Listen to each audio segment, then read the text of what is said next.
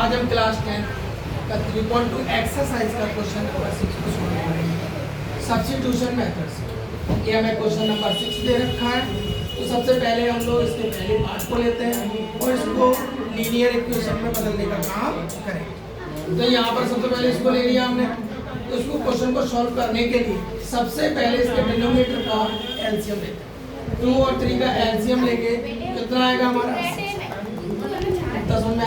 समझ में आया? कितना आता है हमारा? 6। फिर उसके बाद क्या करना है, इस पार्ट को छिपा लेते हैं, इस वाले पार्ट को सॉल्व करते हैं। तो इसमें क्या करना है, हमें 2 का डिवाइड 6 में देना है। क्या देना है हमें? 2 का डिवाइड 6 में देना है। तो कितना आएगा बेटा? 3 आएगा।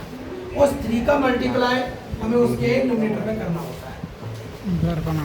उसके बाद माइनस लगाना है। फिर इस वाले पार्ट को सॉल्व करना है। तो इसमें 3 का डिवाइड 6 में देंगे तो कितना आएगा बेटा? 2 आएगा। 2 का मल्टीप्लाई उसके न्यूमरेटर में करना है। यहाँ तक समझ में आया? अब इसके बाद क्या करना है, 3 3 जा कितना होता है बेटा हमारा? 9 होता है। उसके बाद माइनस और 2 5 जा 10 डिवाइड बाय कितना? 6।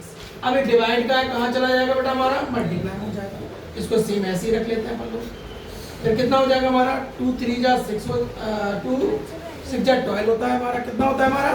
2 6 जा कितना हो जाएगा? 12 हो जाएगा। यहाँ से हमारी क्वेश्चन नंबर 1 तैयार हो गई।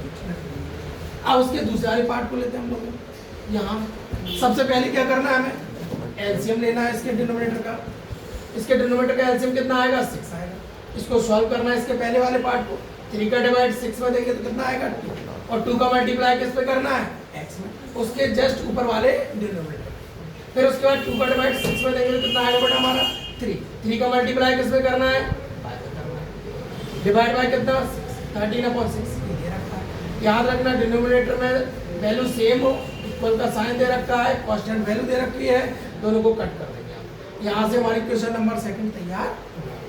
इस प्रोसेस को सॉल्व करने के लिए, सब्स्टिट्यूशन मेथड से सॉल्व करने के लिए सबसे पहले हम लोग क्या करते हैं, जब हमारी इक्वेशन तैयार हो जाती है तो उसमें से टेकिंग करते हैं हम लोग इक्वेशन नंबर 5 और यहाँ से हम लोग सबसे पहले y की वैल्यू को निकालेंगे।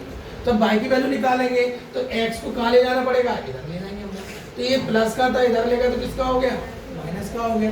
तो ये प्लस का था, यहाँ पहुँच के क्या हो गया? माइनस का हो गया। अब यहाँ पर देखें क्या बचा? माइनस के 10y बचा। तो ये भी देखो कांस्टेंट और वेरिएबल है, ये मल्टीप्लाई में तो कहाँ चला जाएगा? डिवाइड चला जाएगा। थोड़ा ये माइनस को कॉम्प्लेक्स है, थोड़ा सिंपल बनाने की कोशिश करते हैं हम लोग। इसमें क्या करना है, माइनस को कॉमन ले लूँगा। जब माइनस कॉमन लूँगा मैं तो अंदर क्या हो जाएगा? पॉजिटिव हो जाएगा। और इस माइनस से माइनस क्या हो जाएगा? कैंसिल। इससे हम लोग माइनस से बच जाएंगे। फिर उसके बाद हमारा क्या बन जाएगा? ये बन के y की वैल्यू निकल आई। इसी को हम लोग इक्वेशन नंबर 3 बोलते हैं। ये क्या बन जाएगी हमारी इक्वेशन नंबर 3। तो हमने इस मेथड में क्या करते हैं, इक्वेशन नंबर 1 को सॉल्व करते हैं, वहाँ से y की वैल्यू निकाली और उसको इक्वेशन नंबर 2 में पुट करना। तो हमारी इक्वेशन नंबर 2 कहाँ दे रखी है बेटा? इक्वेशन नंबर 2 दे रखी है हमारी। और ये कौन सी थी बेटा? हमारी इक्वेशन नंबर 1। तो इस इक्वेशन नंबर 2 को कहाँ पर रखना है? यहाँ पर रखना है। और यहाँ पर रखने के बाद क्या करना है? y की वैल्यू पुट करना है। और ये y की वैल्यू की जगह कितना पुट करना है? ये पूरा का पूरा डाटा हमें कहाँ रख देना है? या वैल्यूज को कहाँ पर रख देना है?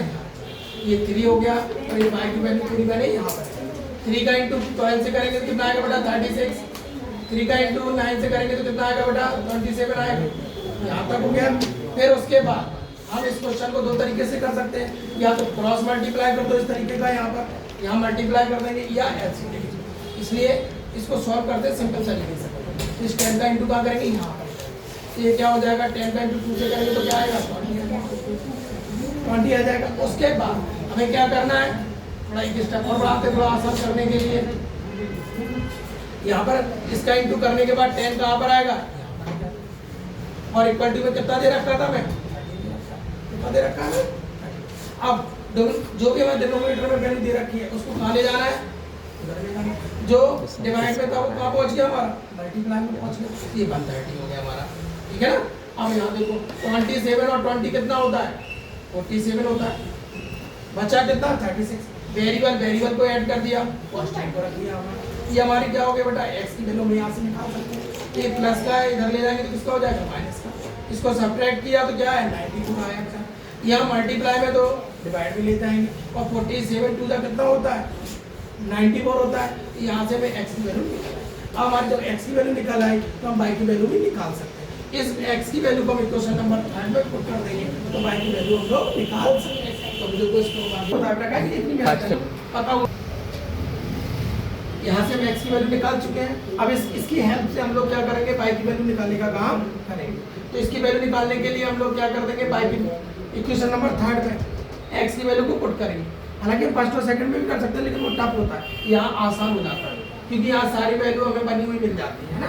तो यहाँ क्या करना है, हमें x की वैल्यू पुट करना है इक्वेशन नंबर 3 में। तो y इक्वल टू कितना दे रखा है बेटा इक्वेशन नंबर 3 देखो 12 प्लस 9x/10। हमें x की जगह कितना पुट करना है, 2 करना है। x की जगह कितना पुट करना है 2। तो कितना हो जाएगा हमारा 12 9 और x की जगह कितना 2 डिवाइड बाय कितना, ये कितना हो जाएगा हमारा 12 प्लस 9 2 का कितना हो जाएगा 18 डिवाइड बाय कितना 18 और 12 को प्लस किया जाएगा तो कितना आ जाएगा बेटा हमारा 30 अपॉन कितना, इसको 10 का डिवाइड 30 में देंगे तो कितना आ जाएगा बेटा हमारा y इक्वल टू कितना आ जाएगा हमारा, ठीक है। सब्स्टिट्यूशन मेथड से हमारा टारगेट होता है x और y की वैल्यू को फाइंड आउट करना।